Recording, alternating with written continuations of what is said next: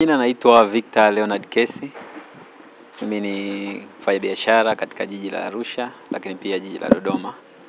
Leo niko hapa kwenye ofisi za wilaya ya Arusha CCM kuchukua fomu ili kutia nia na kuomba ridhaa kwa na CCM kuliongoza jimbo la Arusha mjini. Ndio. Unaweza kutuambia ni umeona una uwezo wa kupambana na Manguli ama ulikuwa umejipima kwa muda mrefu kuhusiana na kugombea katika jimbo hili? Mimi sio mara yangu ya kwanza kuchukua fomu ya ubunge. Mwaka 2020 nilifanya hivyo, lakini sikufanikiwa, na mwaka huu pia nimeamua kufanya hivyo. Mimi naamini katika falsafa ya uongozi maamuzi.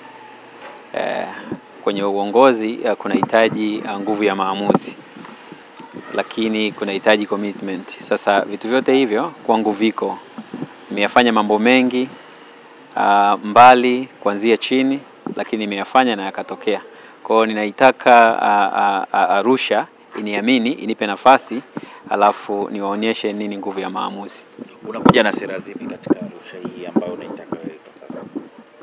Sera zangu ni mahitaji ya wana CCM na wananchi wa Arusha. Arusha ina mahitaji mengi sana ambayo hayajakaa kisiasa. Kwa hiyo yanahitaji, kama nilivyosema mwanzoni, yanahitaji maamuzi ili yatekelezeke.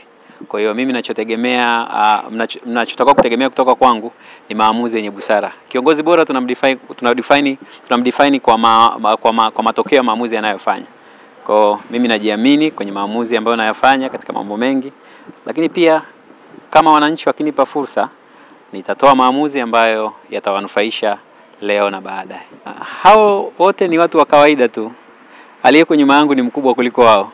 Kwa hiyo sina haja ya kuwaogopa. Maana mimi, wewe unavyosema wananitisha, lakini sioni wa kumwogopa hapo kati yao. Mimi ni Mkristo, ninasoma Biblia. Labda ningekujibu hivi.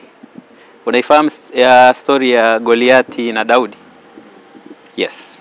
Hilo ndio jibu langu. Wewe ni nani kati ya hao? Daudi au Goliati? Unaifahamu story ya Goliati na Daudi? Kwa wewe ni Goliati au Daudi? Hayo majibu mtakuwa nayo nyie, lakini watakuwa nayo wananchi wa Arusha.